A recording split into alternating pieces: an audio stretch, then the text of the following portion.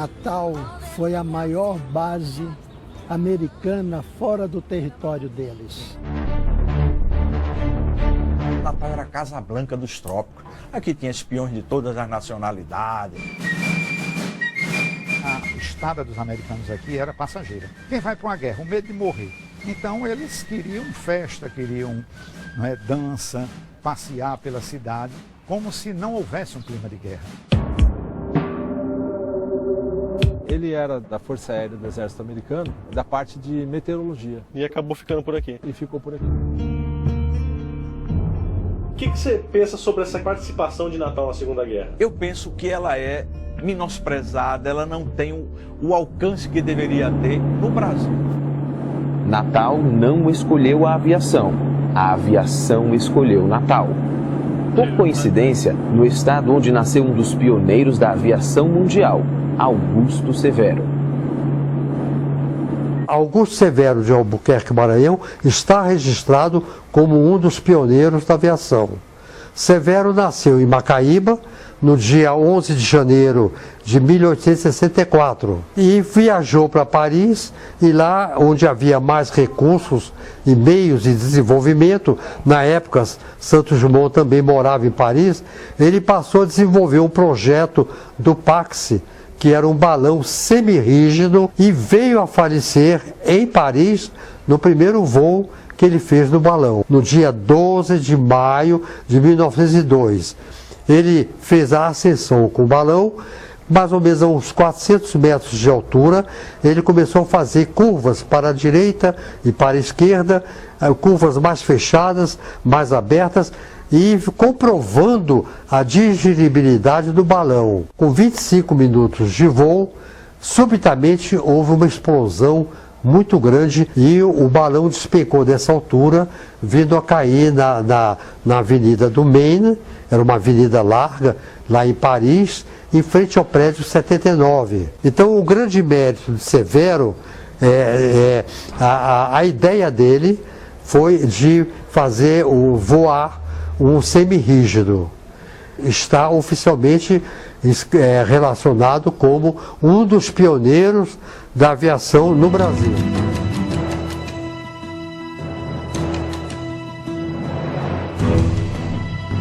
Paul Vacher, avec son courage extraordinaire, est arrivé dans la région de Natal. Il a posé son avion sur une plage. Ensuite, il a parti à cheval vers l'endroit actuel qui s'appelle Panamirim, qui était à 20 km. Et il était accompagné d'un officier de l'armée brésilienne. Et tous les deux sont arrivés sur le terrain de Panamirim, et Vacher a trouvé que c'était absolument ce qu'il fallait comme terrain pour atterrissage d'avion, et ils ont négocié avec Monsieur Machado, qui était le propriétaire du terrain. Paul Vacher a été nommé par Marcel Bouilloux-Lafont comme directeur de l'infrastructure en Amérique du Sud, et Paul Vacher a reconnu et fait construire l'aéroport de Panamirim à Natal, l'hydrobase de Natal, 11 aéroports entre Natal et Pelotas. Et immédiatement, le transport du courrier a commencé. Il avait fallu aussi, pour la traversée de l'Atlantique, louer des avisos, 4 avisos de la marine française. Sendo essa travessia feita por mar, por barcos, isso gerava um atraso na entrega da correspondência. A solução seria uma travessia feita totalmente aérea. Isso geraria uma economia de vários dias na travessia do Atlântico. Por 2 vezes, em 1930 e 33, ambas com Mermoz aos comandos, é feita essa tentativa. No trecho África-Natal, Mermoz consegue chegar em 1930. Quando ele retorna, o avião vinha contra o vento, não conseguiu chegar. Essa ideia é abandonada por alguns anos. Só em 1933, com o avião Cousinet Arc-en-Ciel trimotor, de novo com Mermoz aos comandos, é que se consegue fazer a travessia de ida e de volta, retornando a Paris. Foi um sucesso. Mas ele não foi empregado operacionalmente, porque nesse ano 33, nuvens negras já pairavam sobre Marcel Bouilloux-Lafont. A Aeropostal, então, nunca conseguiria fazer uma rota totalmente aérea regular de correio. En 1931, il y a eu des problèmes politiques en France, changement de politique, les Bouillou-Lafont, Marcel Bouillou-Lafont a été plus ou moins discrédité, éliminé, et en 1933, le ministre Pierre Cotte, français, a décidé de grouper toutes les sociétés d'aviation qui existaient à cette époque.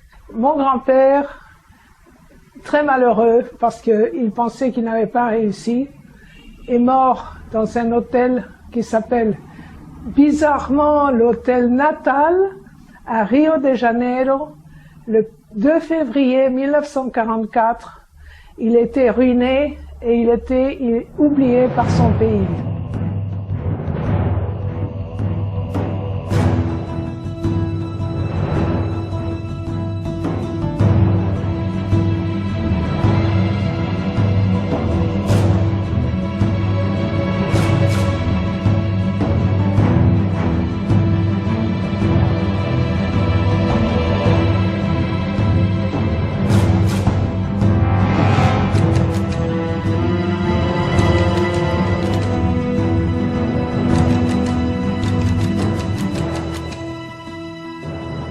O primeiro avião italiano que chegou aqui em Natal foi em 1927, de Francesco de Pinedo. Ele estava fazendo uma viagem da Europa para a América Latina e outros países onde tinha colônias italianas. Um ano depois de Pinedo chegar aqui em Natal, em 1928, chegam dois pilotos, Ferrarin e Del Prete, que de fato quebram um recorde, fazem um voo direto da Itália, de Roma, do aeroporto de Guidonia para Natal, de forma ininterrupta, com um avião de rodas, então sem parar no mar.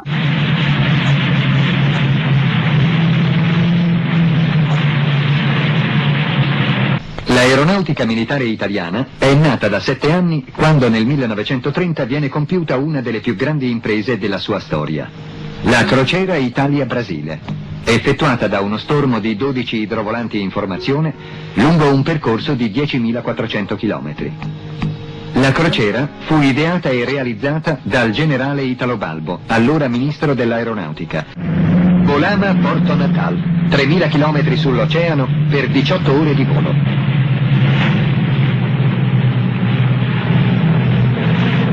7 gennaio 1931. La formazione raggiunge le coste del Brasile. Alle ore 19:30 ammara nella baia di Porto Natal. La fase culminante dell'impresa è ormai compiuta.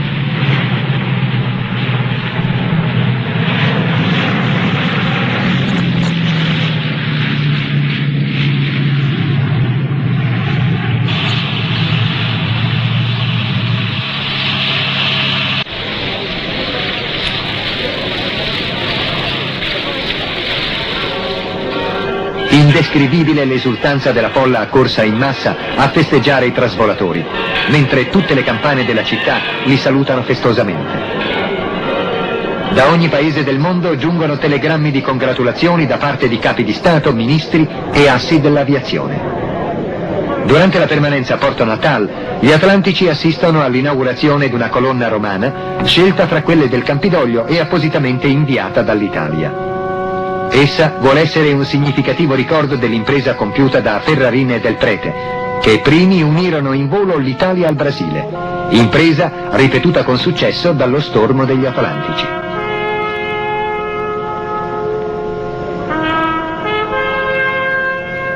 Em 1938, Natal recebe outro italiano, outro exponente da aviação italiana, o Stoppani, o qual tinha quebrado um recorde de distância.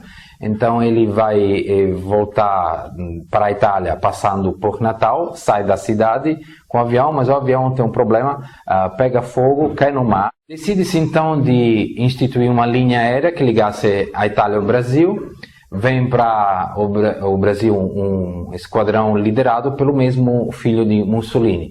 Mas a caminho, um dos aviões quebra e pousa aqui em Natal. Em 1939 fica instituída a LATI. E um dos pontos maiores é exatamente aqui na capital Potiguar, onde ainda se encontra um dos hangares.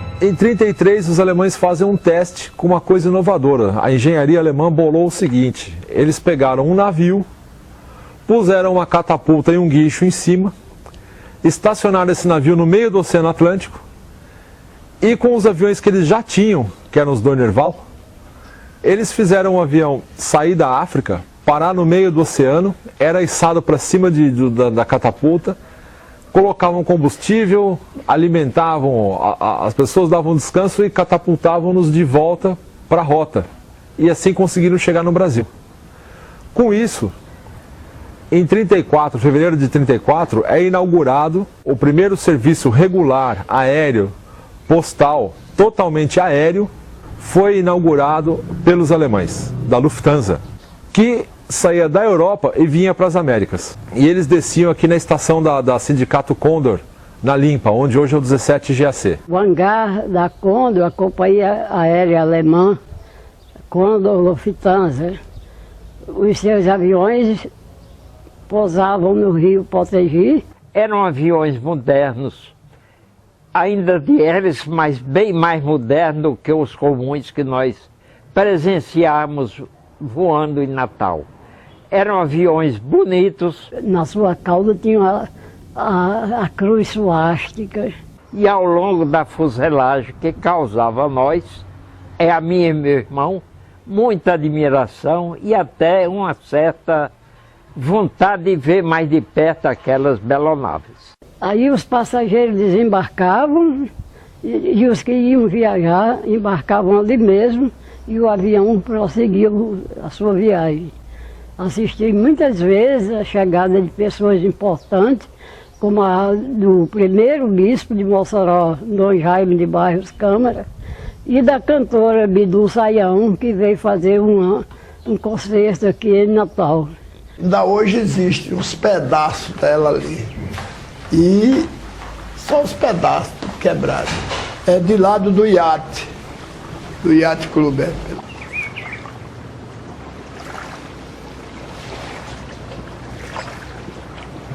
Nós tivemos aqui a passagem do Graf Zeppelin, que vinha ia da Alemanha para o Rio de Janeiro. Vinha aquele bólido imenso circulando pelo Rio Potengi.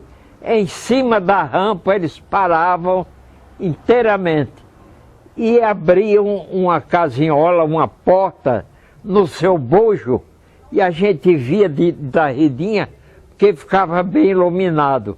Aí saltavam de paraquedas a correspondência para a rampa. Depois de uns minutos, fechavam aquela tampa, davam uma volta muito bonita e seguiam no rumo do Recife, onde havia posta de atracação para eles. Nós não tínhamos.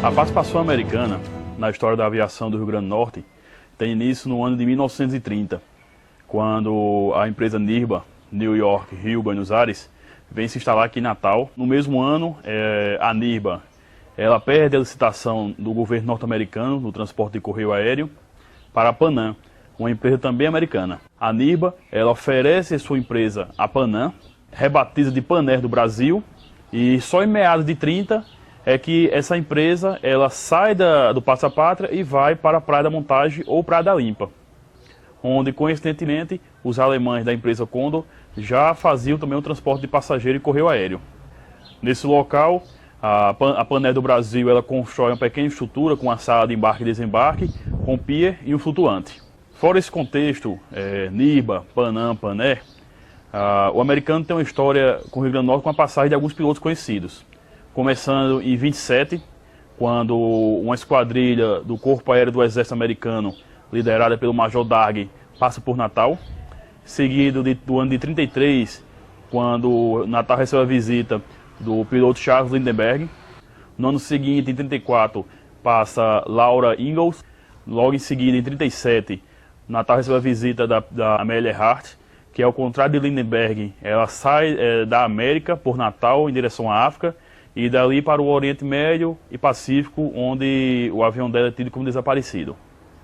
Contudo, o fato mais interessante envolvendo a aviação norte-americana em Natal acontece no ano de 22, quando passa por aqui o primeiro avião. Tratava-se de um Curtiss, com um piloto e tripulação americana, com o fato pitoresco de ter o copiloto um brasileiro, o cearense Pinto Martins, que hoje dá nome ao aeroporto de Fortaleza, no Ceará.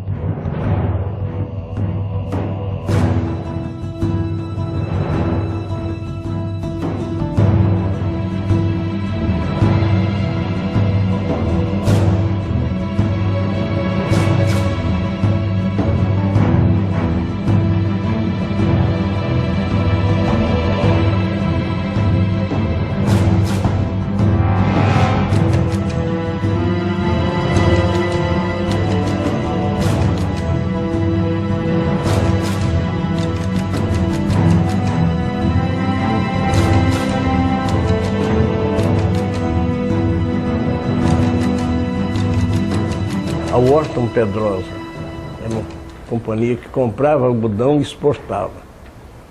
E indo ao Rio, ele voou com o Fernando, com o Manuel Vasconcelos. Foi num Curtiss, aquele avião, hidroavião. E ficou apaixonado. E acabou comprando um Curtiss da Marinha. Como ele não era piloto, e aconteceu que houve uma sublevação na Marinha, comandada pelo almirante Protógenes. O Djalma Petit estava entre eles. Aí Manuel Vasconcelos pegou o Petit e botou à disposição do governo do estado aqui em Natal. Então o Djalma Petit no começo chegou aqui primeiro para localizar alguns campos que o Lamartine queria no interior do estado. Vieram os dois para cá, para Natal, Manuel Vasconcelos e Fernando Pedrosa, para convencer o governador a participar também desse movimento da fundação do Aeroclube. Ora, o governador era o mais aéreo que havia no mundo, porque durante o tempo que ele era governador do estado, ele vivia viajando no avião da Latecoère aqui dentro do estado e mesmo para o Rio de Janeiro. Ele vivia voando com o pessoal. Ele era altamente voltado para a aviação, o General Lamartine. O entendimento entre os três não durou nada, durou meia hora e já estava decidido.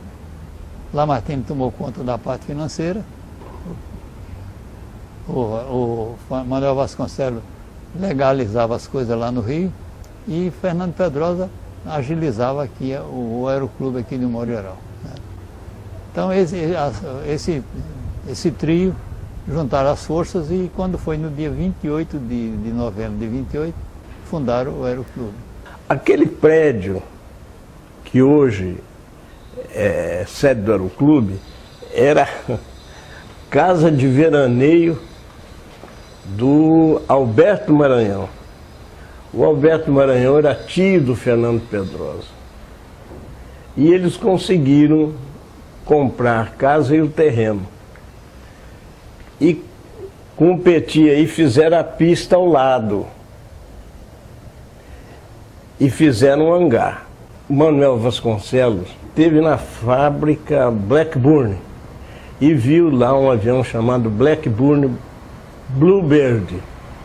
E ele indicou para o Fernando, compra esse avião porque... E o Fernando Pedrosa comprou 2. Então o Aeroclube do Rio Grande do Norte, isso é muito importante, foi o primeiro aeroclube do Brasil a ter instrutor, avião campo de pouso e hangar próprios.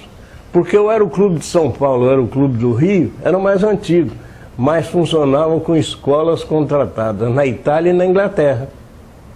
Os aviões não eram deles e os instrutores não eram brasileiros. O Aeroclube do Rio Grande do Norte foi o primeiro a ter tudo nacional. No dia da inauguração, os aviões chegaram aqui. Foi uma festa aqui nesse Aeroclube maior do mundo e nós temos fotografia desse evento. Djalma Petit organizou as turmas. Ele era um tipo baixo, magro, né, magrinho, assim, uma cara de sofrimento. Tinha uma cara de sofrimento. Agora era um ás. Era um homem que voava de todo jeito. A primeira turma era Fernando Pedrosa, era Aldo Cariello, era um italiano que havia aqui. Era Eloy Caldas, que era o pai desse Dorian Gray, artista plástico. Era Plínio Saraiva, que era o sogro de Hernando Silveira. Hernando Silveira foi diretor do Aeroclube há muito tempo. Era Otávio Lamartine, que era meu tio, irmão do meu pai, filho do governador. E Edgar Dantas, que era sobrinho da mulher do governador. Edgar, ele era louco por aviação. A prefeitura de Natal tinha direito de indicar um candidato e de pagar, né? E Omar perguntou aos dois cunhados, né, o Malgrede era cunhado de papai, qual seria o candidato dele, se seria Osório ou se seria Edgar. E eles tiraram na sorte, no Bozó. Caiu a sorte de ser Edgar. Quando Edgar Dantas decolou, ele já foi logo fazendo uma subida em Americana, como a gente dizia. Então ele faz uma curva perigosa e cai. E cai em cima de um curral e falece imediatamente com o corpo traspassado por uma estaca. Foi desse jeito. Foi um trauma imenso dentro de Natal, uma situação insólita no Rio Grande do Norte, no Nordeste do Brasil, e nunca tinha havido um acidente aeronáutico, né, na frente de toda a sociedade de Natal, com uma pessoa que era jornalista diário, presente na sociedade o tempo todo.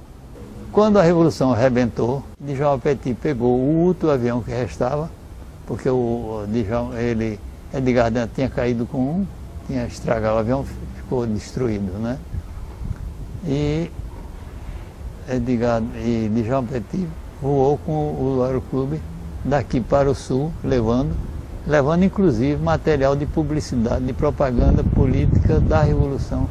E soltou em João Pessoa, soltou em Recife e por aí afora, não sei mais outro lugar. Então ele revelou-se revolucionário quando a Revolução chegou aqui. O Aeroclube ficou fechado de 1930 até 1941, 42. Aí aqui só se cuidava de tênis, na piscina e principalmente social. A parte social era muito intensa aqui. Havia festas imensas aí nesse Aeroclube. Era o ano de 1939. Passam por aqui em paz os aviões que em breve iriam se enfrentar nos céus da Europa, África e Pacífico.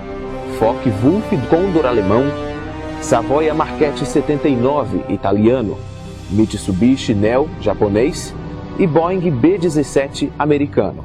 O início da guerra em setembro desse ano fez a primeira vítima na capital potiguar. A Lufthansa deixa de voar correio da Europa para Natal. A gente admirava tudo que parecia da Alemanha, era para nós motivo de interesse, de admiração, de aplauso, de solidariedade. Isso aconteceu mesmo com o começo da Segunda Guerra, quando a gente sabia que a Alemanha tinha invadido a Polônia, tinha subjugado a França. Com a queda da França em junho de 40, o segundo desfalque. A Air France também deixa de voar para Natal. Agora só a LAT une as Américas à Europa. Alarmados com a existência dos belicosos nazifascistas no seu flanco sul, os americanos iniciam conversações com o governo brasileiro. Natal está no centro da discussão. Em troca, os americanos financiam a usina siderúrgica de Volta Redonda, o rearmamento das Forças Armadas Brasileiras e bancam a construção de vários aeroportos no norte e no nordeste do Brasil. Nos fins de 41, começaram a chegar os primeiros americanos de Natal, os primeiros contingentes. Não mudou nada, a gente recebeu bem os americanos, apenas com aquela estranheza, mais um visitante que não fosse o alemão e tal. Mas eram bem recebidos, apenas com uma certa reserva. Não estando nem Brasil nem Estados Unidos em guerra, os primeiros americanos chegam em 41, em trajes civis, como funcionários de uma empresa da Panam, a ADP, Airport Development Program, que na realidade era só uma empresa de fachada bancada pelo governo americano e a seu serviço. De seu QG no Grande Hotel, eles comandam as obras da Rampa e Parnamirim. Enquanto isso, os italianos da LAT e os alemães da Condor vigiam seus passos atentamente. Quando nós chegamos, aqui havia uma mata que começava aqui onde é o prédio da Rampa e ia até o Yacht Club. Os americanos, quando chegaram, desmataram, aplanaram com máquinas pesadas, muitas pessoas trabalhando. Começaram a ajudar na construção do aeroporto de Parnamirim, abrir novas pistas, ampliar, tudo mais. Porque já existia o campo desde 28, com a antiga Latécoère francesa que operava aqui em Natal. Com o ataque japonês a Pearl Harbor em dezembro de 41, Alemanha e Itália declaram guerra aos Estados Unidos. Como a gasolina de aviação no Brasil era americana, o fornecimento para a LAT foi cortado, que, antevendo seu destino, abandona o Brasil, deixando os aviões para trás. A Condor, subsidiária da Lufthansa alemã, é nacionalizada. Agora o exército brasileiro ocupa o hangar da LAT em Parnamirim e de lá vigia o movimento dos americanos, que ocupam o hangar da Air France. É difícil precisar numericamente, mas Natal teve em média de 10 mil americanos aqui no período a partir de 1943 até 45. Para uma população de mais ou menos quantas pessoas nessa época? Em torno de 55 mil habitantes Natal tinha na Segunda Guerra Mundial. Eles viraram a cabeça do povo de Natal, né? Ainda hoje é o povo de cabeça mais arejada que tem no Nordeste, é o povo de Natal. É uma herança dos americanos. Agora, eles trouxeram muita perreio pra gente, sabe por quê? Porque aqui é uma cidade com pouquinha gente, estruturada para ter alimentação para aquele povo que tem. De repente chegou uma leva de gente, tudo era para base. A população ficou sem nada, né? Um ovo que custava 20 centavos passou a custar R$1. Não nessa moeda, mas era o equivalente, entendeu? Foi caro demais, e não se encontrava para comprar. Os americanos pagam um alto preço pelo privilégio de estarem em Natal, e ela se torna a menina dos olhos de ouro dos americanos durante a guerra. Mas por que valia a pena pagar essa conta? The British, under Montgomery, virtually cut off from supplies and replacements by sea as well as by land. In no condition, certainly, to launch an offensive. But we had an idea. Planes could fly the Caribbean. They could also fly the Atlantic. And as a hub for this operation, Brazil had granted us an air base at Natal. Nearly everything you see, incidentally, runways, hangars, repair shops, warehouses, administration buildings, quarters for officers and enlisted personnel. All this could not have been built without the aid of Brazilian materials and labor. No more than could we have built a whole system of landing fields across the continent of Africa without first having had our base at Natal. Now, with Natal as a hub, we opened our Trans-Caribbean, Transatlantic shuttle to Cairo, flying by day and by night, sometimes direct from the factory, the largest assortment and volume of military cargo ever to be carried by air. In conceiving his global war, Hitler had overlooked just one point. With an air base on the bulge of Brazil, we could fly the Atlantic just as readily from west to east as he would have been able to do from east to west. Here in Cairo and Alexandria, you see being delivered to our allies the first trickle of material that swelled into a brimming stream. To the beleaguered British, this added equipment meant being able to turn from defensive to offensive action. It meant security for the Suez Canal.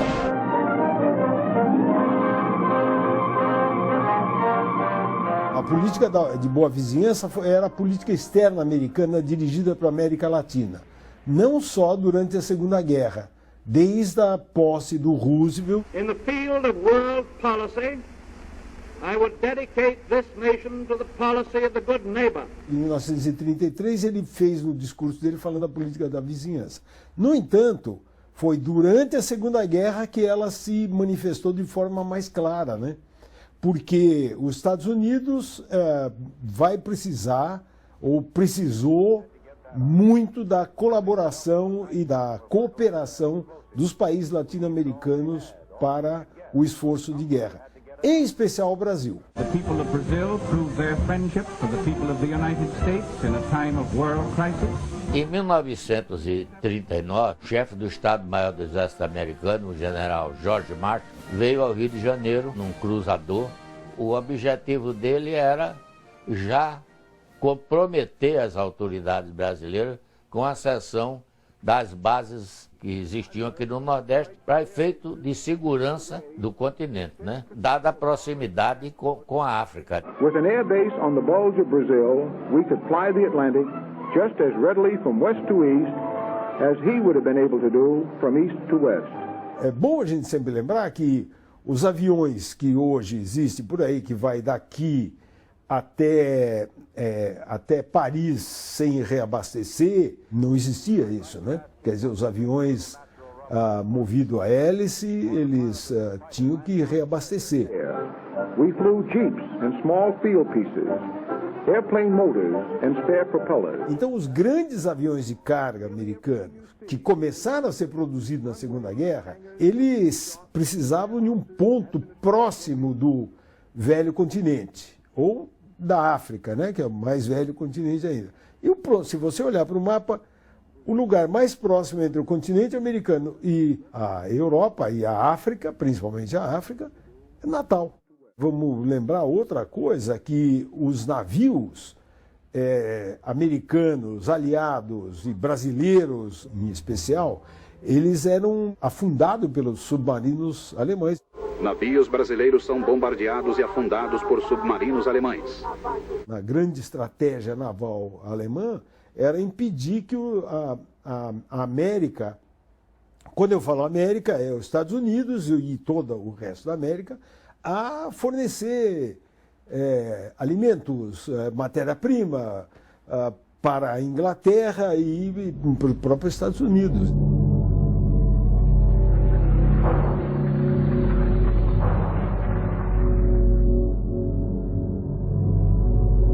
Os aviões ou navios saem da costa leste americana, param em Natal, de Natal atravessam o Atlântico e de lá eles vão passo a passo subindo pelo norte da África e depois eles invadiram a Itália por baixo.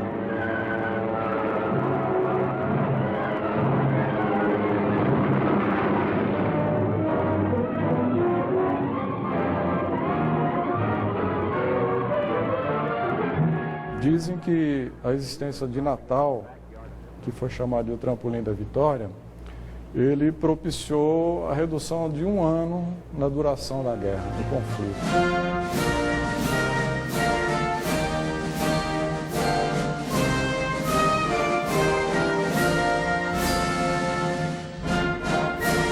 Essa ponte, vamos dizer assim, no sentido figurado, Natal-África, foi muito importante. Daí se chama Trampolim da Vitória, não é? Porque daqui saíram as forças que reforçaram, né, as campanhas dos aliados, principalmente no Norte da África.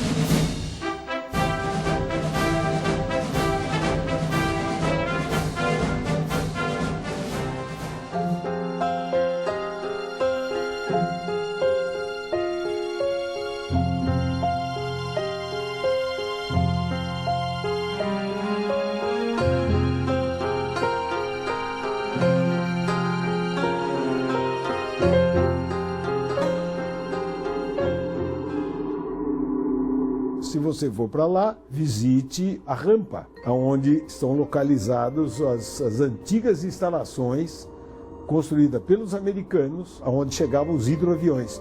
Uma boa parte dos aviões não aterrissavam na terra, eles aterrissavam na água e depois chegavam na rampa, descarregavam tanque de guerra, e depois ia para o teatro de batalha na Europa. Não só na Europa, depois ia para o teatro de batalha do Pacífico também.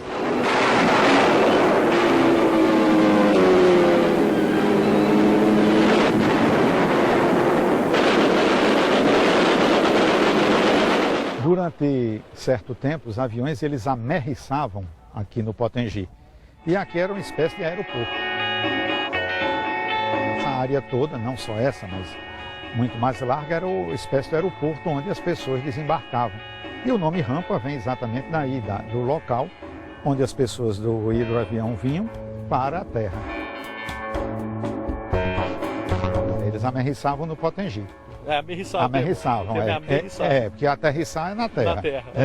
E aí eles vinham para cá e foi, durante muito tempo, a grande porta de chegada a Natal, ao Rio Grande do Norte, foi o estuário do Potengi. Daqui saíam soldados, daqui saía munição, daqui saía alimento. Então se cogitava que os nazistas tinham interesse em dominar Natal para dificultar esse acesso à África. Uma vez dominado Natal e parte do Nordeste, o acesso à África ficaria muito difícil e eles então teriam uma imensa vantagem, uma vez que os americanos teriam dificuldade de chegar à África.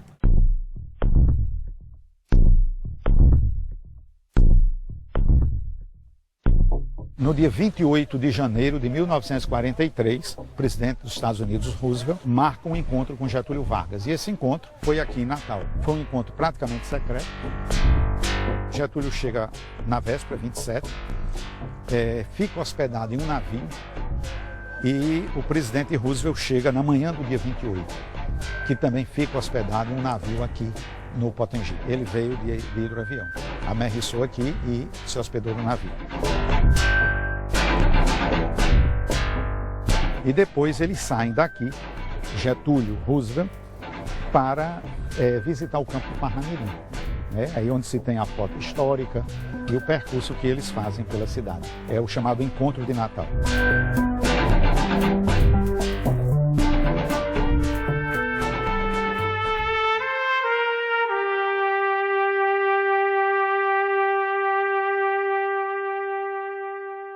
Nós estávamos no alpendre de casa, sentados assim, à tarde. Aí quando o movimento aqui para o lado da rampa. Getúlio veio de avião esperar Roosevelt aqui na rampa. Então eu pedi permissão ao meu pai para vir olhar o que era. Na hora da saída do jipe com os presidentes, formou-se um cordão de isolamento para que eles passassem livremente. Eles passaram acenando para o povo, muito contente, dando uma demonstração de alegria, não o povo que estava numa guerra. Então a gente ficou ali na esquina esperando ele passar, que ele vinha pela ribeira. Ele tinha saltado lá, pegado navio, ia passar pelo grande ponto, passar por aqui e daqui ia para a base. Aí ele parou, mas quando chegou na esquina, parou para ver se vinha carro. Aí a gente viu bem pertinho, assim, bem juntinho. Eu me lembro bem disso. Tem coisa que a gente se lembra, outra não se lembra muito dessa ali não. Mas ele já todo bem arrumado, de branco, todo muito alemado, meio gordo, buchudo. Mas ele teve que entrar numa aeronave aqui em Parnamirim. Ele embarcou para Parnamirim. Meu sogro Aguinaldo Muniz, durante toda a guerra, ele trabalhou na sala técnica de Parnamirim, fazendo desenho, fazendo detalhe de tudo que era necessário se produzir em Parnamirim de desenho técnico. Desde detalhes de construção até essa coisa relevante que foi o fato de ter sido encomendado a ele o desenho de uma escada especial para que alguém em cadeira de roda tivesse acesso a uma aeronave. Então o entendimento na ocasião é que essa escada era a escada para colocar Roosevelt dentro de uma aeronave. Bom, do Jeep de Roosevelt, eu me lembro que os americanos deixaram na garagem, separado, sem uso. Quando criou-se a primeira estação de passageiro aqui, o coronel Ruby, que era o comandante da base, pôs o Jeep do Roosevelt em exposição lá. Ele deve ter ficado uns 3 anos. O Major José Vaz da Silva era o comandante da base. Aí disse, precisamos de um Jeep. Aí ele disse, então vamos tirar o Jeep lá da exposição e vamos entregar para vocês. Aí foi assim que ele tirou. Tirou o Jeep da exposição e entregou para nós. Então nós apontamos o Jeep todo e o Jeep ficou sendo o Jeep de patrulha da PA. Ouvi dizer que faltou o Jeep na base e disseram, pega do Roosevelt também. Misturou e ninguém ficou sabendo qual era o Jeep do Roosevelt. E como alguns Jeeps foram vendidos, apareceram, eu vi gente me oferecendo pelo menos 3 Jeeps dizendo, foi o Jeep do Roosevelt. Natal, apesar de tudo, lucrou com a Segunda Guerra. Não havia estrada asfaltada, nem calçada ainda no Natal. Toda a estrada era feita de barro batido. Então os americanos, para melhor se locomoverem de Natal para Parnamirim, asfaltaram a primeira pista, que vai pela Hermes da Fonseca até a entrada de Parnamirim. Chamam a Pista Velha. Aqui e acolá ainda se encontra alguns trechos da antiga pista. Eles fizeram o aterramento de uma tubulação que vai daqui da ESSO até Parnamirim. Essa foi a primeira tubulação de petróleo aqui em Natal. Os americanos que moravam, que eram destacados, permanentes aqui em Natal, frequentavam o Bonfim. E ali o Bonfim, meu pai tinha comprado uma área. E fez um resortezinho para ele e a família lá em Bonfim. E levou os americanos para lá, que também fizeram uma. Depois, eu conheci um tenente que voava Catalina, e ele queria voar B-25. E diversas vezes fui lá com ele, posando em Bonfim. Quando o americano convidava, ia brasileiro lá, assim. Ia moço. Tinha muita a parte feminina do exército americano aí, que frequentava muito lá também. Que era aqui, ficava no hospital. A impressão que eles davam o pessoal pra gente é que era o brasileiro, que era uma pessoa bacana, uma pessoa receptivo, sabe? Uma pessoa alegre. Inicia-se agora a segunda fase da história da aviação do Rio Grande do Norte. Com os Estados Unidos em guerra, o Brasil com relações diplomáticas rompidas com o eixo, a encruzilhada do mundo agora só estará aberta para os americanos e seus aliados. Passa por aqui o suprimento aéreo, homens para a guerra em todo o mundo, com exceção do Pacífico. Como fariam os americanos sem Natal? Os brasileiros, embora clamando sua neutralidade, mas claramente trabalhando para o esforço de guerra aliado, recebem uma mensagem contundente do eixo. Naquele 22 de agosto de 42, nas costas entre Bahia e Sergipe, foram torpedeados 5 navios. Esses navios, então, permitiram que o povo viesse às ruas, clamar por vingança, exigir do presidente Vargas imediata declaração de guerra.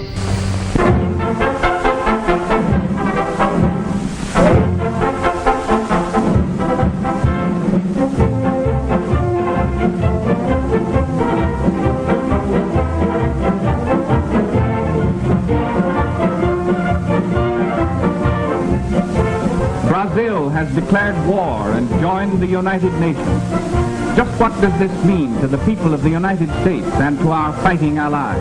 A cidade era muito pequenininha era provinciana mesmo. Ah, quando o americano chegou, foi assim, um trauma, que eu diga, porque ninguém estava preparado de jeito nenhum para o americano vir morar aqui em Natal, né? Os militares chegavam aqui, não tinha hospedagem para eles, não tinha casa para alugar, não tinha nada, porque a cidade não tinha condições. Então, na casa da minha tia, que era no centro da cidade alta, a casa era grande e pouca gente morando. Ela alugou 2 quartos para um tenente do exército, que era o tenente, a mulher dele e o filho, o tenente Arancíbio. Ele era do Rio Grande do Sul. E isso foi uma coisa muito boa para a família. Por quê? O tenente Arancíbio, sendo do exército, ele tinha direito a receber carne verde. Carne. E tudo mais. Então ele pedia 1,5 kg de carne, que era meio quilo para ele, meio quilo para a família da minha tia, que alugava a casa a ele, e meio quilo para a gente. Então, graças a ele, nós não passamos necessidade nesse ponto, porque desapareceu ovo, desapareceu carne, desapareceu galinha, peru, tudo era para o exército americano. Eu vim para Campinas somente no ano de 82, nasci um ano antes da guerra, em 38.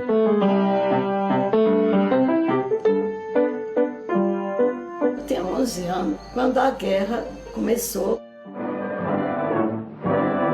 Nesse dia, 1º de setembro, por sinal era até aniversário de minha mãe, ela estava escutando as notícias da invasão dos alemães no corredor polonês. Foi em uma batalha desigual. Os nazistas atacaram com tanques e os poloneses se defenderam com cavalos. Meus avós já moravam em Natal, meus pais em Caicó, mas eu voltei a estudar em Natal. Passei temporadas estudando em Natal. E frequentava tudo e admirava tudo, porque eu gostava muito de novidade. Também estudava inglês. E sempre ligada à música, comecei a admirar. E eu tinha meu caderno de copiar músicas em inglês, né? Eu tinha You'll Never Know. You'll never know just how much I miss you. E sempre no meu coração. You are always in my heart, and when skies above are gray. As moças adoravam os americanos, porque eles eram bonitos, altos. Muito bonitos, charmosos e tudo. E com aquela farda caque, né? Nós brasileiros, os soldados brasileiros, como eu digo, né, também, que eles vestiam de verde os bondes que levavam para o exército. Todos pendurados dos bondes, os bondes cheios de soldados brasileiros de verde, que a nossa farda é verde, né? Mas a farda americana era outra novidade também. A farda era como uma bermuda.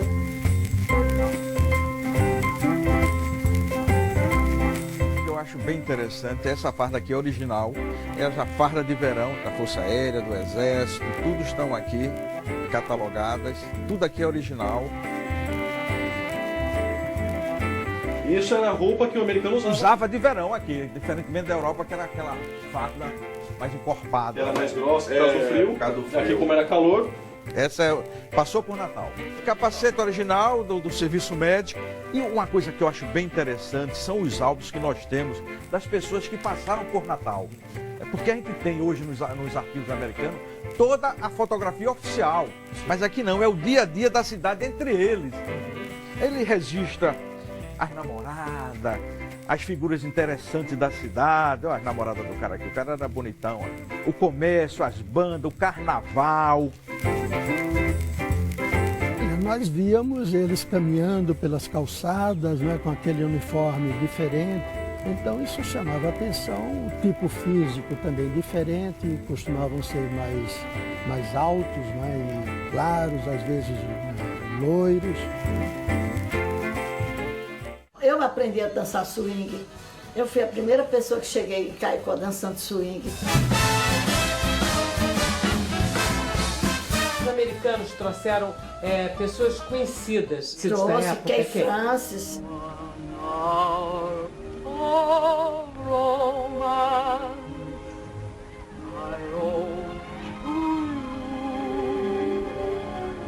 One hour of romance.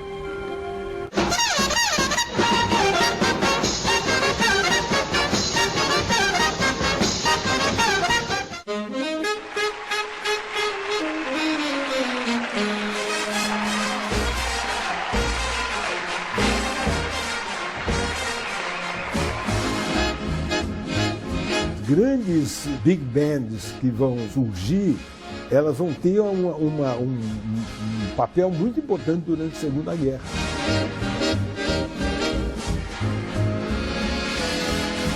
Mostra a importância do jazz, dos discos que iam para frente de batalha.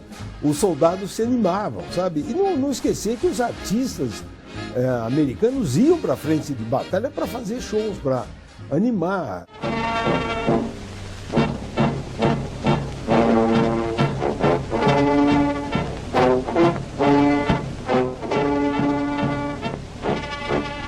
Benny Goodman, sem dúvida, vai ser um pouco mais elaborado que o Glenn Miller e vai ser, sem dúvida, o grande músico da Segunda Guerra, da época do swing, que é a marca da Segunda Guerra musical, digamos assim. Have you heard that Minnie's in the money? Take my word that Minnie's in the money. She hasn't got a guy who's got a diamond mine, but she's a welder on the old assembly line. So glad.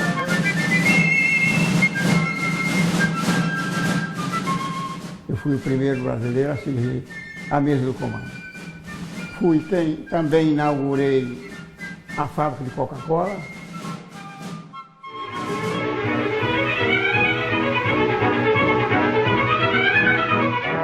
A fábrica de sorvete também eu fiz parte. Então, por aí começou todo o movimento congo-americano. Eles gostavam muito de mim, me levavam para todo canto e me deram um americano para trabalhar comigo. O senhor falava inglês? Ainda não falava, mas tinha loucura, achava muito bonito. Esse americano tinha loucura para aprender português e eu loucura para aprender inglês. Então, tudo quanto ele via, tinha em mão, ele me dizia em inglês. 2, 3 vezes até eu pronunciar e tudo. E eu, da mesma maneira, fazia com ele em português. Houve uma aprendizagem forçada, tanto do lado dos americanos como do lado dos potiguares. E esse entrosamento se dará aos poucos. O americano não entendia a gente não entendia o americano. Poucas pessoas falavam inglês aqui e poucos americanos falavam português. Mas com o passar dos anos, né, eles ficaram 5 anos aqui, o pessoal já estava se entendendo perfeitamente. Soldado bebia na rua, estou dizendo, eles saíam para passear. Aquela leva de menino, de rapazinho, tudo. Que eles tinham um pavor da polícia deles, viu? Faziam besteira não. A polícia quando pegava não alisava não. Os americanos gostavam da cidade? Gostavam da cidade e gostavam do povo. E gostavam também de beber muito e gastar muito dinheiro. E das mulheres? Aí é que era, aí é que gostavam, viu? Viviam doidinhos atrás de mulheres por aí, viu? Muitas vezes até que eu acompanhei também. Muitas vezes. E eles gostavam de festa? Ah, sim, tinha festas. Que eles tinham o salão próprio para fazer as festas dele. E convidava as moças daqui de Natal, né? Para divertir. Por aqui passaram tantos artistas. Tyrone Power, sei como é que se pronuncia não, mas era um grande artista desse tempo. Tyrone Power, eu tenho a fotografia ele desembarcando. E depois os generais que vinham visitar, o general Eisenhower fazendo revista nas tropas. Soldiers, sailors and airmen of the Allied Expeditionary Force. Aqui foi criada uma entidade civil destinada a promover essa confraternização. Então isso terminou no seguinte, era que tinha festa todo santo dia. Essas festas semanais eram o seguinte, eram patrocinadas por unidades do exército americano. E eram as únicas em que tinha de soldado raso a coronel. Eles promoviam festas, bailes e convidavam a sociedade local para participar. Tanto é que tem muito americano que namorava as moças da cidade, chegaram até casar. Essas fotos eram as fotos que a minha mãe enviava para o Brasil, juntamente com as cartas, para os familiares dela. Meu pai veio para Natal no primeiro contingente militar que se deslocou dos Estados Unidos para Natal para fazer o trampolim da Vitória. Minha mãe estudava numa escola de molde suíço que tem aqui em Natal até hoje, muito conhecida, chamada Escola Doméstica de Natal. E quando ela saía do internato, com as amigas delas e as professoras, ia às festas dos clubes que existiam aqui. E nessas festas, alguns americanos começaram a participar. E ela conheceu o meu pai numa dessas festas. E ele se apaixonou por minha mãe, começaram a namorar e casaram.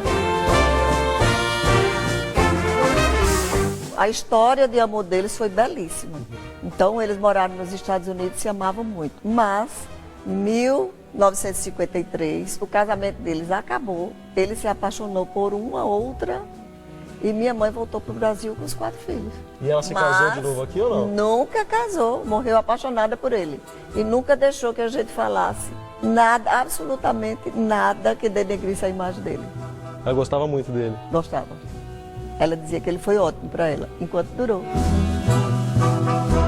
Na primeira vez que as tropas americanas desfilaram no 7 de setembro aqui em Natal, então ele, Luci Garcia e outro piloto decolaram do Aeroclube de Natal e resolveram dar uma rasante sobre as tropas americanas marchando na Avenida Deodoro.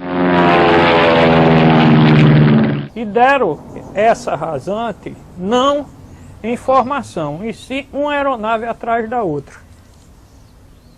E foi o maior desastre, porque os americanos vinham do norte da África, abandonaram a forma, eram entrando nas casas, o carro com a metralhadora .50 querendo metralhar as aeronaves, que eles vinham todos traumatizados de guerra. Quando eles desceram, já foi preso. À noite, o programa Salada Mista de Berlim, direto para o Brasil, noticiou que as corajosas tropas americanas entraram em tropelias e correrias, abandonando a forma, no instante em que pilotos diplomados pelo eixo, porque Gastal era de origem italiana e o brevet dele era italiano, colocaram em polvorosa e fizeram isso. Nessa ocasião, né, em que a Rádio Berlim, no mesmo dia, noticia o episódio, é porque, com detalhes, é sinal de que existia uma máquina Enigma aqui em Natal, em algum lugar. Um equipamento no túmulo da família Januário Cico. E ali botava o radar e só acusava no Alecrim. E tudo que se passava no Brasil, lá o inimigo já sabia, o nome dos alemães já sabia. Aí botaram o aparelho e descobriram que era no Alecrim. Aí, quando foi à noite, eles ficaram de tocaia e pregaram que era no cemitério. Aqui nesse sobrado que fica no bairro da Ribeira, vivia um cônsul italiano.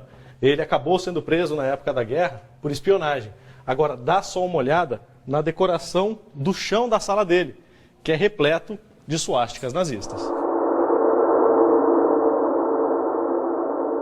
Quando chega a guerra chega na Europa, mas não chega aqui. E continuaram esses cônsuls aqui, a serviço de inteligência, espionagem, quinta coluna e tal, até que o Brasil entra em guerra. E os americanos sempre atrás de pegá-lo de alguma forma, até que acharam um jeito, denunciaram para a polícia. A polícia veio aqui e prendeu Guilherme. Porque na época, antes da guerra, isso não era uma coisa ruim. Inclusive essa daqui, ela virava para o lado contrário, quer dizer, daria sorte, coisa e tal. Quer dizer, é um símbolo muito antigo da humanidade e que depois da guerra virou um símbolo maldito. Se você na Segunda Guerra falasse assim, eu quero ir para um lugar onde eu vou tirar uma foto, vai ser 20 americanos na foto, era aqui. Essa daqui é a Dr. Barata. Essa rua que você está vendo aqui, que é uma rua estreita e tudo, na época da guerra, era a rua onde fervia aqui durante o dia o movimento de soldados americanos e do pessoal de Natal, porque essa rua concentrava o que Natal tinha de melhor.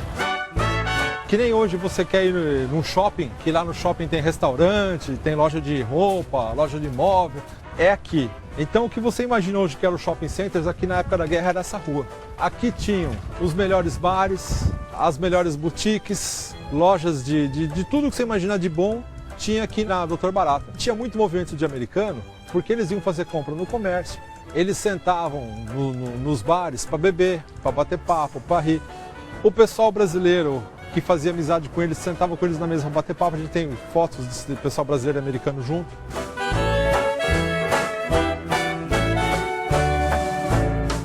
Então, assim, se ganhou muito dinheiro na guerra, taxista ganhou muito dinheiro, o cara do bar ganhou muito dinheiro, o comerciante ganhou muito dinheiro, vendia meia de seda, vendia relógio, vendia perfume, vendia tudo o que você imaginar. E a dona do bordel. Principalmente essa. Essa ganhou muito mesmo. A Maria Boa era uma cafetina que morreu uns 5 anos atrás, já bem velhinha, né? Que era onde se concentravam os americanos que estavam de folga e tal, e as meninas que se prostituíam, né? Houve uma onda muito grande de prostituição por causa do dólar. E a Maria Boa é que comandava tudo isso, era a grande cafetina, né? Natal teve o maior cabaré da Segunda Guerra, né? Era o cabaré famosa Maria Boa.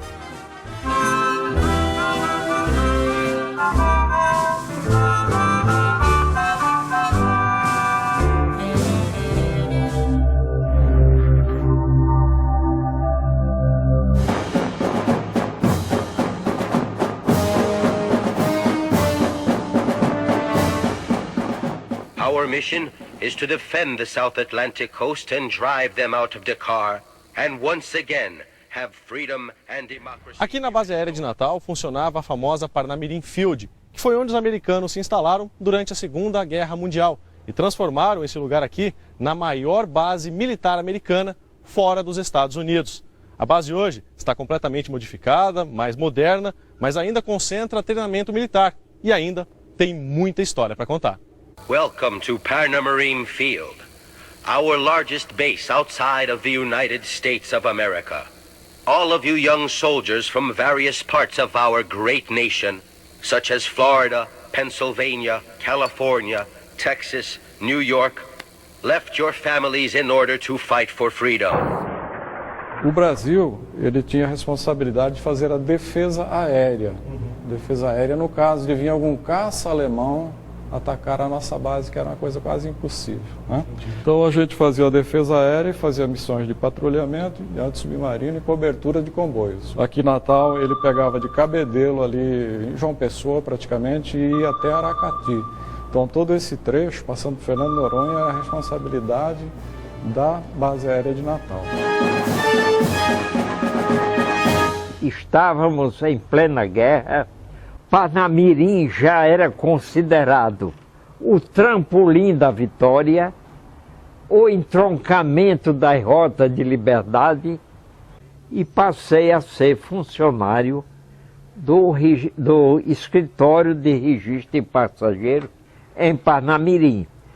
Eu vivi no coração de Parnamirim toda aquela atividade de uma verdadeira colmeia.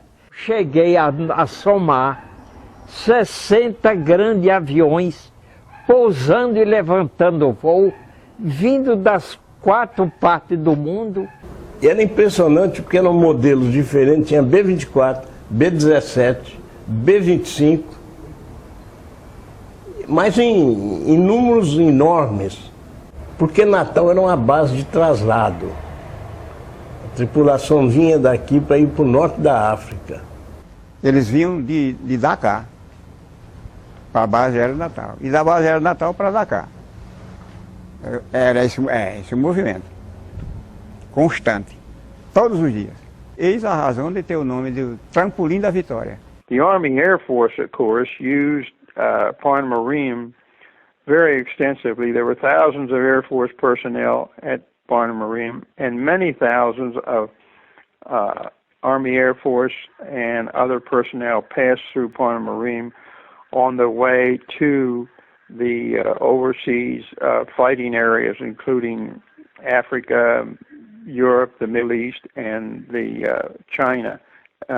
This was an extensive operation, and Natal was the main point of departure. Era avião demais, enquanto cabia, porque a base, aquela pista, ficava de uma ponta a outra, cheia. 200, 300 aviões, todos os dias. Era um movimento muito grande. Ali era o seguinte, era de minuto em minuto pousava. Era direto. Quando eu cheguei lá para me acostumar a dormir, por causa do barulho dos aviões, não foi fácil não. Depois não, a gente acostumou. Em cada prédio, entre um prédio e outro, tinha uma barraca para 6, 8 homens.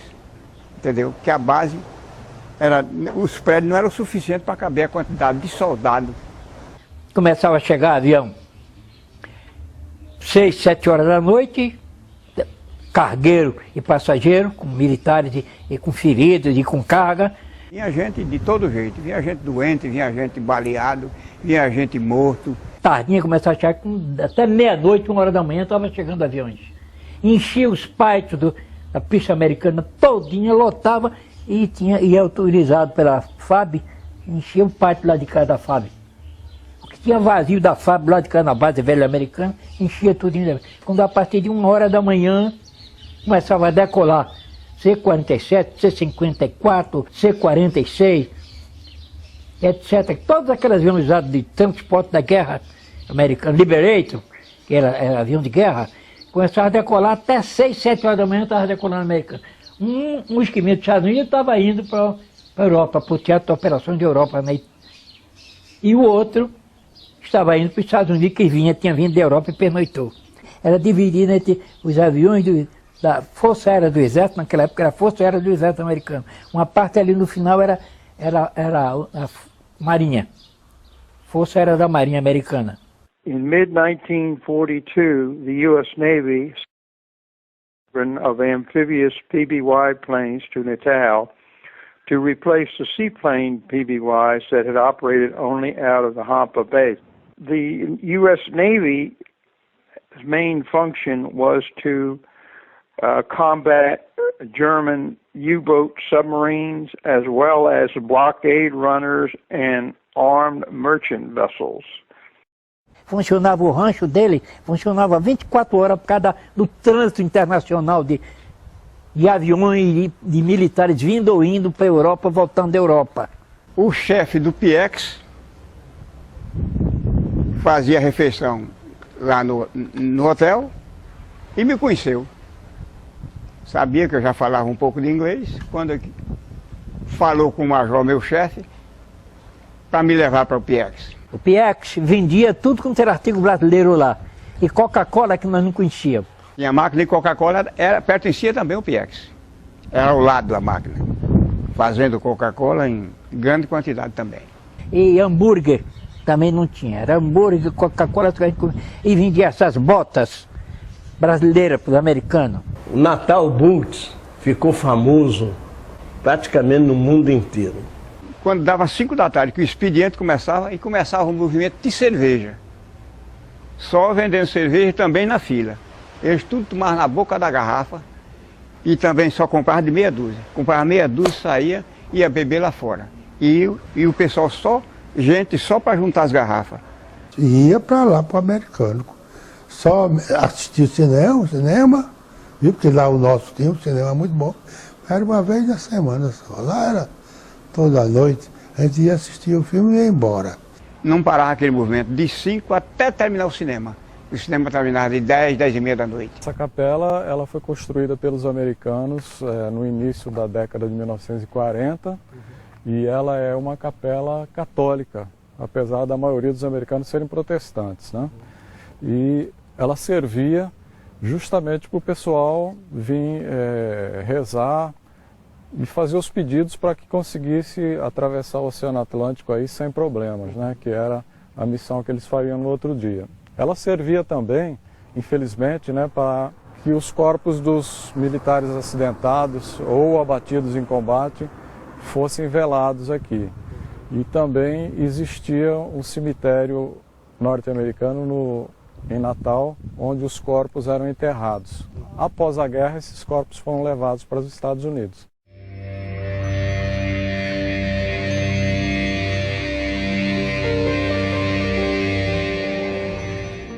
Dos 146 soldados que morreram e foram enterrados aqui no cemitério do Alecrim, em Natal, 145 foram repatriados. Sobrou apenas um.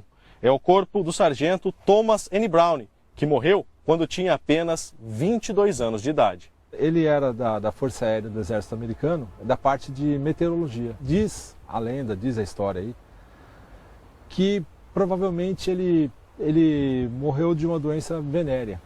Não foi uma morte em combate, nada glorioso, nem nada assim. Talvez por isso a família não tenha querido que ele fosse repatriado. E também diz a lenda que ele deixou a viúva aqui, que seria a noiva ou a namorada. Então é um assunto tabu, porque, embora muita gente saiba, eles dizem pra gente, é melhor não falar sobre isso daí. Entendeu? Até hoje é um assunto tabu. Depois de 70 anos... Ingressei na aeronáutica em 1944. Em setembro de 44 eu já estava inscrito como voluntário para entrar na aeronáutica, fui, me apresentei, fiquei lá e fui incluído oficialmente dia 1º de novembro de 44. Eu fui realmente voluntário em 1º de novembro de 1944. Já estava com a farda do Exército. Justamente a fábrica de 42 e eu ingressei em 44, 2 anos somente de existência, né? Eu me engracei das 3 Forças Armadas, eu me engracei da Força Aérea. Achei o uniforme mais bonito, uma arma nova, etc. Eu me engracei, então me inscrevi como voluntário e entrei na aeronáutica com essa vontade. Eu cheguei a tirar patrulha com os soldados americanos na época da guerra. Eu me entendia com os brasileiros, eu entendia com os americanos. E eles queriam aprender português, eu queria aprender um pouco de inglês. Se entrosava e fazia uns eram descendentes de espanhol, falavam espanhol. E era aquele negócio. Nós éramos muito bem tratados lá dentro pela Cruz Vermelha Americana, em lanche de atendimento, que trabalhava com eles. Eu tirei serviço no portão principal da base, o main gate, portão principal, com os americanos de um lado, brasileiro do outro. Lanche à vontade dele, nós não tínhamos nada, ele tinha tudo. Nós não tínhamos nada. Nós só chegava na hora do almoço, na hora, vinha o carro deixar na hora do almoço e na hora da janta. Aquele feijão preto que nós comíamos aqui, aquele negócio, só isso. Né? E o americano, realmente, toda hora tinha tudo, ele telefonava, pedia, eles telefonavam, depois chegava lá, chegava, o que eles quisiam, pedia. E a base brasileira é aquela, o rancho geral, soldado, em forma, aquele negócio todo, aquele uniformezinho caque, depois uniforme caque com capacete de fibra, usa polaina branca, tudo. Era uma diferença enorme em alimentação,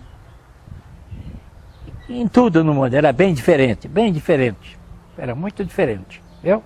O que eu sei dos aviões eram aqueles que ficavam na pista.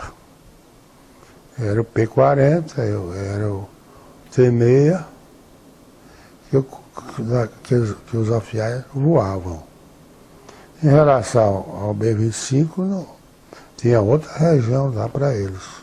E quanto ao hangar do Tenente França, tinha aviões, mas já pertencente ao aeroclube. Um tenente da aeronáutica que vinha pilotando o avião de Recife para cá, quando passou ali na altura da pipa, por ali assim, ele foi abatido com metralhadora. Né?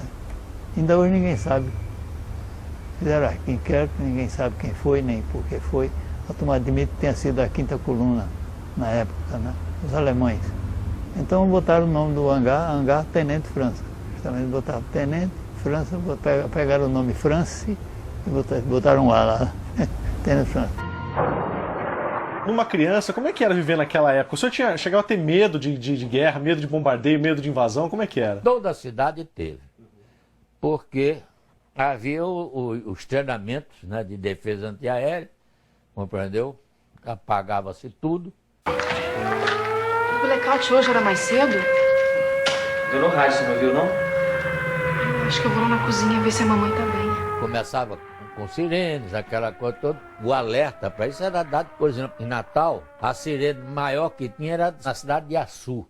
Era uma sirene que tocava alto para chamar o povo de todo o Vale do Açu para as sessões de cinema. Conseguiram levar, trazer esse sino, não era um sino, era uma sirene, e botaram lá na catedral, no centro da cidade.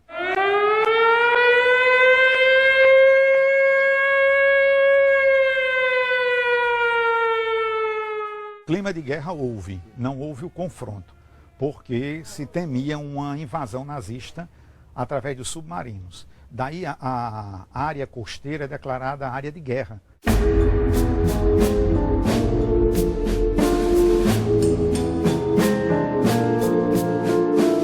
Temia-se também um bombardeio aéreo.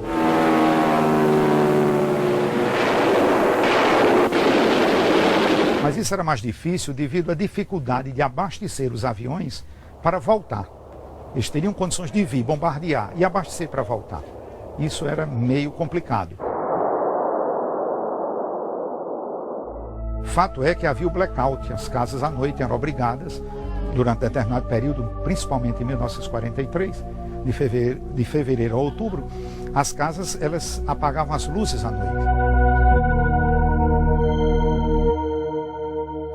É só um treino, não é um bombardeio, é um treino antiaéreo. E para acender qualquer vela, qualquer luz fraca, tinha que colocar alguma coisa nos vidros para que não aparecesse a luminosidade.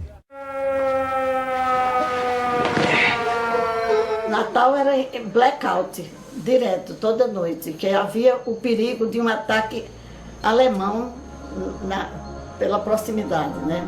Então, quando veio, dispararam as sirenes de todos os pontos do exército, e os holofotes cruzaram o céu. Muita gente que queria ir para algum abrigo. Nós fomos nos esconder dentro de um abrigo antiaéreo. Caberiam cerca de 30, 40 pessoas. Nós permanecemos ali durante uma meia hora, mais ou menos, e depois fomos autorizados a retornar a nossas casas.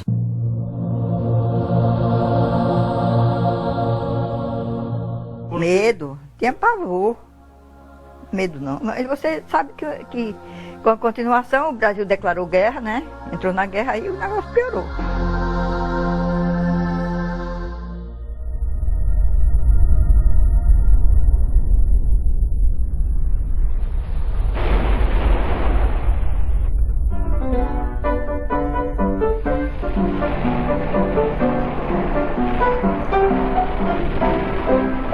Essa marchinha Ai Sicília foi inspirada exatamente pelo fato do batalhão brasileiro da FEB estar na Itália.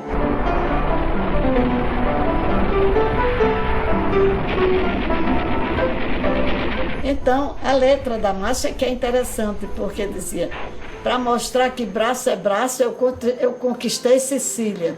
Enfrentei bala de aço, mas conquistei Sicília. Ai, ai, Sicília, ai, ai, Sicília. Ai, ai, Sicília, eu não sei amar a mais ninguém, e tu sabes que eu te quero. Os microfones tocavam muito alto na avenida, enquanto todo mundo com lança-perfume, dançando e brincando lá no carnaval, muita moça e muito americano também. Ai, ai, Sicília. Foi na quarta-feira de cinza que o carnaval terminou no Brasil, né? Termina tudo, apagam-se as luzes, fecham-se os microfones. E então os americanos voltaram de noite, logo cedo, para a Avenida Rio Branco, com as lança-perfume e tudo mais. E admirado porque estava tudo em silêncio. E aí começaram, por que não mais Sicília hoje? Por que não mais Sicília hoje? Aí carnaval, meu pai do céu, o americano doidava por aí, viu? Endoidava por aí a beber e rodar com mulher nesse meio de mundo. Um americano tinha uma coisa que cantava muito no americano, ele dizia: Ei, amigo, por que não mais? Sim. Eu enfrentei bala de aço, eu enfrentei Sicília.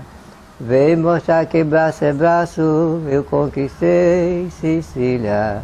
Ai, ai, Cecília, ai, ai, Cecília, vens comigo que serás feliz. Ai, ai, Cecília. Ai, ai, um americano que brincou o carnaval, a valer, que gostou muito, chegou na quarta de cinza à noite no Grande Ponto, porque o curso naquele tempo era na Avenida Rio Branco. Viu tudo escuro, sem luzes excedentes, a rua deserta, ninguém. Aí o primeiro transeúnte que passou, ele perguntou: ei, amigo, por que não mais Sicília? Eu recordo que naquela época foi introduzido o hábito de mascar chiclete. Hoje em dia, os jovens estão sempre usando o celular, não é verdade? Na época, não havendo celular, você seria um jovem moderno se mascasse chiclete. Uma das coisas que chamava muita atenção eram os enlatados, né? Até porque a guerra usava muito. Alimentação, por exemplo, nas sacolas metafóricas da política da boa vizinhança, chegou a Coca-Cola. E chegou uma revista chamada Seleções. E chegou uma revista chamada Em Guarda, que era bastante americano, aquilo fazia parte da cultura americana.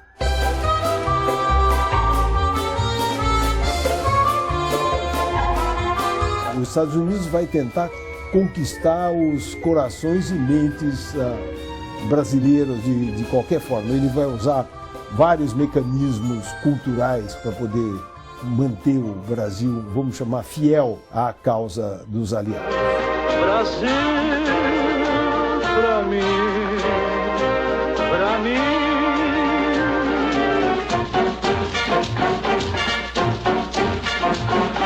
Bem, sem dúvida que eles trouxeram algo que foi uma novidade enorme para a sociedade natalense, né?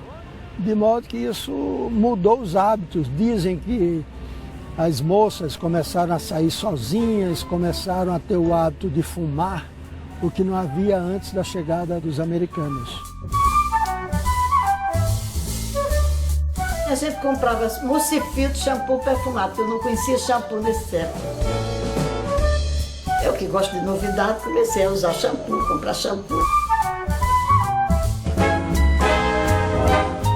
Você está à vontade, bonitinho, assim, com essa camisinha, né? Quando eles chegaram aqui, o traje era paletó e gravata em qualquer estação do ano. Então os americanos chegaram aqui muito felizes nesse ponto, de bermuda, de camisa, essas camisas por fora da calça. Já pensou que pecado? Houve um crescimento econômico muito grande. Ninguém pode negar, a população de Natal vai duplicar no pós-guerra. Assim que termina a guerra, Natal tinha o dobro da população que tinha em 1939. E, consequentemente, um desenvolvimento econômico pela quantidade de capital que circulou aqui. Enriqueceram a cidade, né? A cidade era paupérrima, né? Com as obras de construção daquele aeroporto, compreendeu? É uma coisa incrível.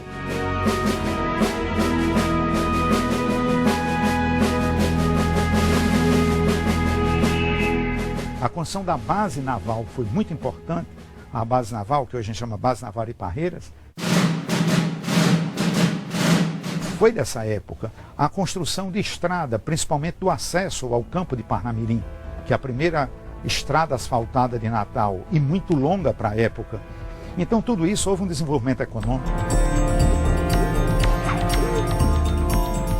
A quantidade de asfalto que eles gastaram em vias de circulação dentro da base aérea, iluminação, compreendeu?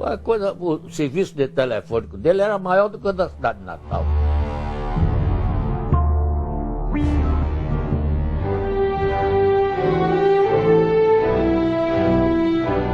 Quando eles começaram a ir embora, começou aqui a choradeira. Quando passou a guerra, sua pergunta foi oportuna.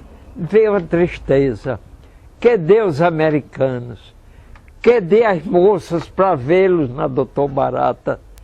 Cadê os donos de bar vendendo bebida torta e à direita toda hora, enchendo os bolsos de dólar? O dólar valendo 20 cruzeiros. Natal cresceu estupidamente com a estadia dos americanos de 41 até 47 aqui. Olha, a base, como ele disse, tiveram várias comissões. O americano ficou aí até mais ou menos fevereiro de 47. Depois da guerra, foram embora e ficou só essa aqui do Natal 1 ano e meio. Né? Os americanos diziam que era porque estavam trazendo gente da Índia, da Europa, rebocando de volta para os Estados Unidos. Gente até que tinha sido ferida, gente que estava perdida, e eles recuperaram. Uma das consequências negativas foi a saída de vez dos americanos. Então se criou uma estrutura e de uma hora para outra essa estrutura, com o final da guerra, ela é praticamente esvaziada. E aí é um período de inflação, de crise, proveniente do pós-guerra.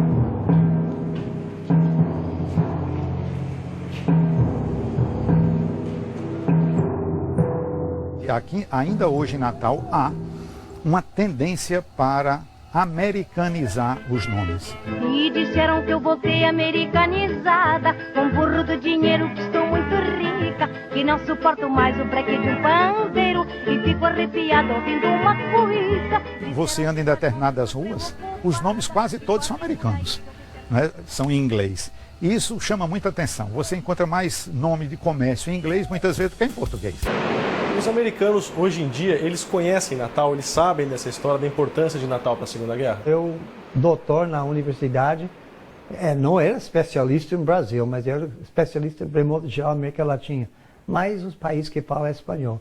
Mas não sabia nada que existia a base aérea aqui na Segunda Guerra. O crescimento urbano da cidade é muito grande, né? A gente não pode dizer se não tivesse havido a guerra como seria Natal, até porque a história não admite o se, a história só admite o fato.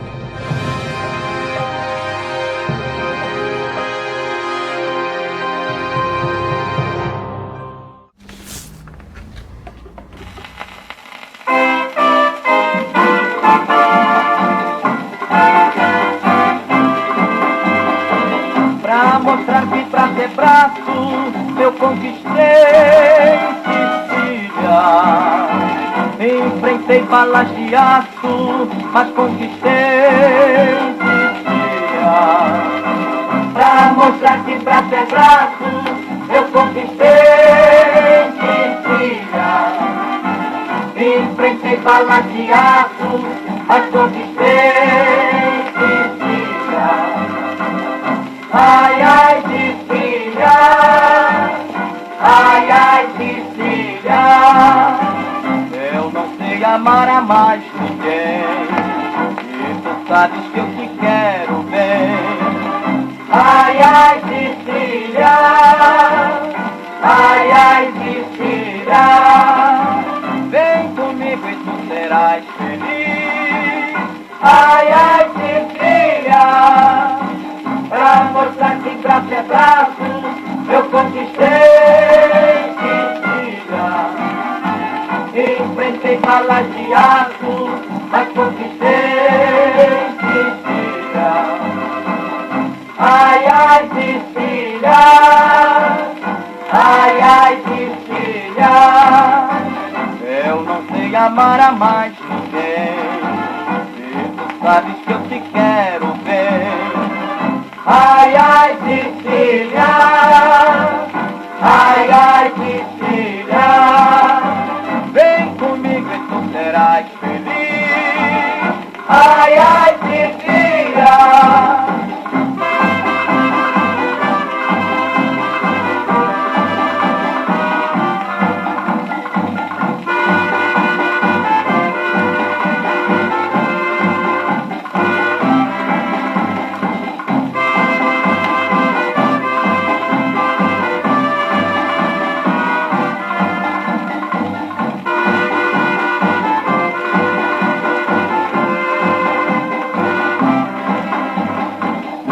Ai, ai, Cecília, ai, ai, Cecília, eu não sei amar a mais ninguém, e tu sabes que eu te quero bem. Ai, ai, Cecília,